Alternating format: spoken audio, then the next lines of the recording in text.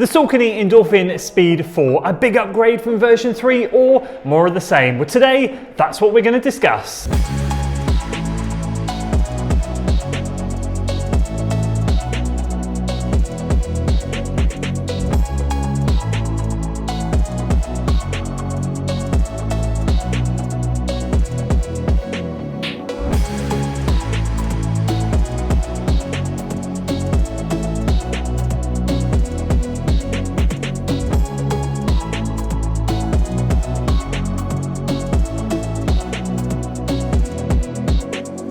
So welcome back to another video, and today I'm bringing you my first impressions of the Saucony ENDORPHIN Speed 4. Now, I've tried all three previous versions of this shoe and I'm excited to share my thoughts after a couple of runs, my first impressions I should say, on this shoe. Is it a big upgrade or is it more of the same? We're going to be diving in and talking all about that. Now, a very quick disclaimer before we get into this video. This is a pair of shoes that Saucony sent to me for the purpose of review. However, they have no editorial control over this video. They have no idea of my thoughts and they will not see anything before you guys get to see it here on YouTube. So with that out of the way, we're going to be talking about how I tested the shoe, a technical overview, and then of course give you guys my first impressions. So without further ado, let's dive in. So in terms of testing, I've got a couple of runs done in this shoe. First of all, I went out for a 60-minute easy run straight out of the box. I've been feeling unwell over the last couple of weeks, so I didn't take too much from that first run other than the fact that the shoe was very comfortable. But this shoe is built for speed, not really easy running. I just wanted to check it out, see how it felt, see how it fitted. There are a couple of things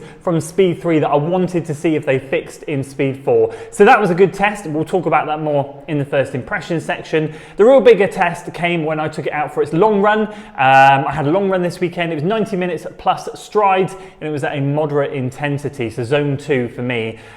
So that was the main test. As you can see, the shoe is no longer white. It is splashed with mud, but it was great out there. And that was the real bulk of the testing. So we did a 60-minute easy run and then we did a 90-minute moderate run, plus some strides at the end to really go through the gears. Now let's go through a technical overview of the shoe before I give you my first impressions. We'll start off by saying I went true to size, UK size 13, as I do in every Saucony shoe, and it fits perfectly. We're talking about an 8mm heel to toe drop, 36mm of stack height in the heel, 28 in the forefoot, and in my UK size 13 it comes in at 305 grams or 10.7 ounces. And as always, we'll start away at the back of the shoe, talk about the heel counter, the ankle collar, the tongue, the lace in the upper, the midsole, and then move our attention to the outsole. So let's start by saying we've got a mesh upper that's being used on the shoe, and if we move to the back, it's breathable at the front, but at the back there's a little bit more to it, and there's a bit of structure, semi-rigid, shall we say. There's a heel cup that runs, if you trace my finger all the way at the back there, up the top and then back down the other side. It's pretty standard, but at the top it's quite flexible. Now that cushioning that runs around the top there is, I'd say, a medium plush. It's not too thick, it's not too thin, it's enough to feel comfortable, and the cut there under the ankle bone is lovely.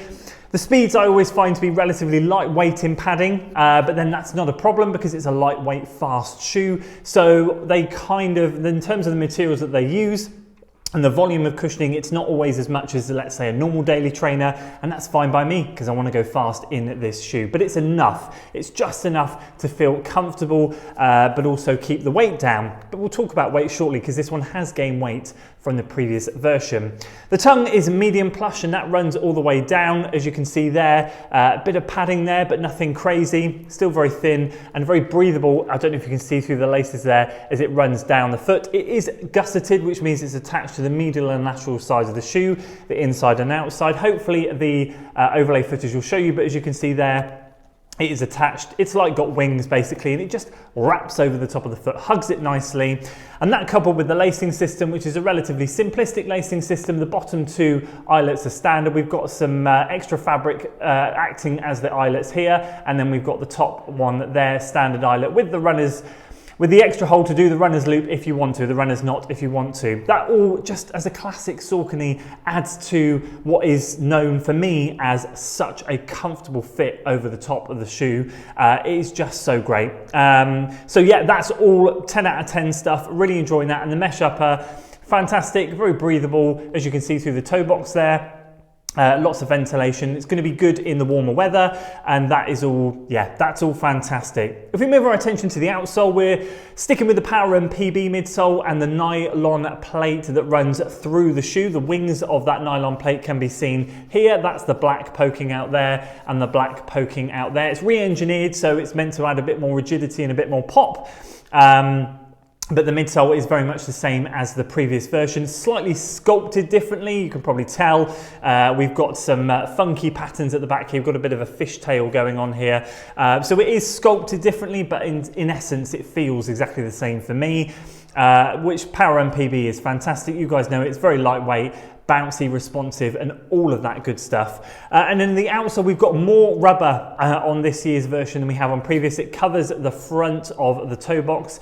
One thing that I think a lot of people have suffered with the Speeds is grip, and the Pros as well. It's never been the best in wet conditions. I guess this is meant to hopefully help that, and I have run in wet conditions and I haven't found any particular issues, but then I would be brutally honest with you guys and say I don't feel I've put it through enough testing to say that it's improved or not. But full outsole rubber coverage on the top section there, a lot of exposed Power Run PB in the middle, and then some more rubber on the high wearing areas at the back. And as you can see there, that is an exposed nylon plate running through the middle of the shoe.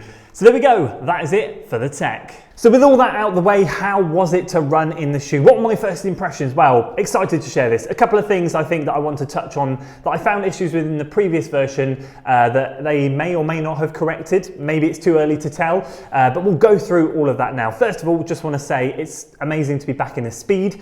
I've loved every single version. I'd say the third version was my least favorite. They definitely nerfed it in terms of, I feel like they were trying to put more of a distinguishment between the Speed and the Pro. A lot of people were buying the Speeds and racing in the Speeds over the Pros because the difference between the two shoes was minimal. I think a lot of you guys shared that same feeling. I think what they did, the changes, although the weight was the same as 2 and 3, pretty much bar a couple of grams, the whole sculpture of the shoe was wider platform, winged nylon plate. It was all about adding a bit more stability, making it a bit more universally friendly, a little bit less edgy, a little bit more safe. I think that's the best way to put it. I still put over 200 miles in my version 3, but ultimately it wasn't quite as exciting as 1 and 2, but still a great shoe for a lot of longer run stuff, marathon training, and a bit of speed work as well. So has this changed that much? What am I feeling about it instantly after these first couple of runs? I think the answer is it's not changed as much as people think. There's been a lot of, I've been already asked a lot of questions.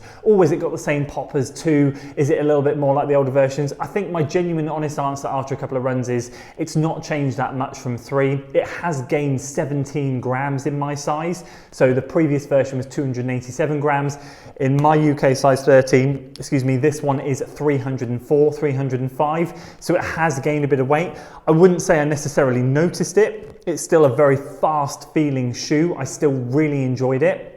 I feel like if version 5 came out and it gained even more weight, it would definitely be gravitating away massively from what the original Speed was set out there to do. They've got to be a bit careful with the weight gain in future versions. I do feel they need to scale it back a bit.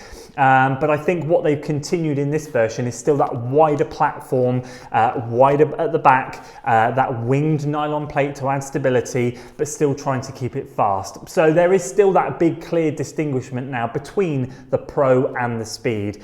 I wouldn't say it's definitely gone backwards towards the 2. I still feel like 1 and 2 were not, I was going to say instantly then, in a league of their own. I've got to word it carefully because I'm not trying to say that this is worse, but I think like the 1 and 2 were very fast. You felt like you could take them on those VO2 max workouts, those top end 5k, 10k pace stuff. I still feel like you can do that with this, but not quite as effectively as those previous versions. So I think the two things that I was looking for in my mind was, had they sorted the heel counter out? Because I was getting some Achilles issues in my previous version where it was just rubbing and causing a bit of soreness. And was I finding that over time, if I'm in it for a long run, was it getting mushy? towards the end of the run. So those are the two things I'm looking at. In the first couple of runs, I've had no issues with the Achilles. So that's a positive sign. Too early to tell? Probably. I need to get a few more runs in to really confirm if that's sorted for me. I know only a handful of you found that it rubbed on your Achilles, and I've never had a shoe that's done it to me ever in all the shoes I've tested, but the 3 did. I could still get away with it, but after a period of time in the shoe, it did rub. The second one was on a long run, if I was out for more than like an hour, hour and a half, it would start to really feel mushy. I wouldn't quite get that spring back, that responsiveness that I got in the first early few miles, and it felt like it just went to mush the longer the run went on. I can confirm that the 90-minute run, I ended up pushing towards the end of it. I know the splits don't look like that I did so much. I felt like I was working harder, as in like I was trying to push the pace a bit more. And then when I got to the strides at the end, the shoe really did respond well. So I am hoping, again, I feel it's too early to say, yes, they fixed it. But for me, it was a promising sign. And I really am keeping my fingers crossed that it doesn't go mushy, because I am looking for a shoe to take some of the load off the Hyperion Max for my long run. So I really do want to look to this thing to be the key to that. So overall, I think it was a successful start to life. To answer everyone's questions, I personally feel it's very similar to the 3. If you like the 3, you'll like this one.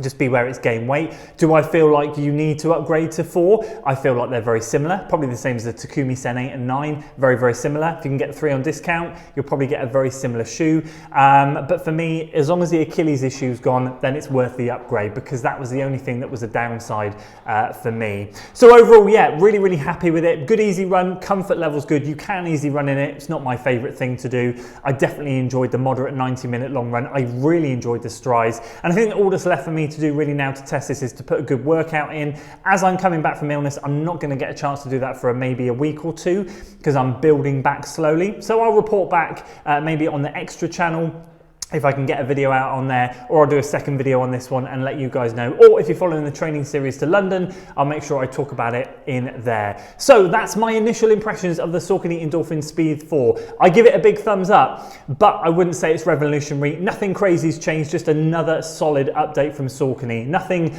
out of this world, but certainly we have not regressed. So happy with that. I'm happy that if it's still working, if it ain't broke, don't fix it. That's exactly what I feel they've gone for with this version. I'd love to hear from you guys. Are you going to pick this one up? Are you going to upgrade from the 3 to 4? Or are you going to pick up another pair of 3s? I'd love to hear your thoughts down in the comments below. It'd be great to hear from you down there, and let me know what your thoughts are on the upgrade. Coming up soon will be the Pro 4. I've got that in for testing, but I'm not going to be testing that until this weekend. I want to put a good session in it, and a good long run marathon pace workout. So yeah, stay tuned next week for that one. Can't wait to share my thoughts on that with you. And in the meantime, more shoes are coming up for testing over the next few days. That's it from me today, guys. I hope you enjoyed the video. If you did, please do consider giving it a like, share it with your friends, and of course subscribe to the channel for weekly running content. I'll see you on the next one.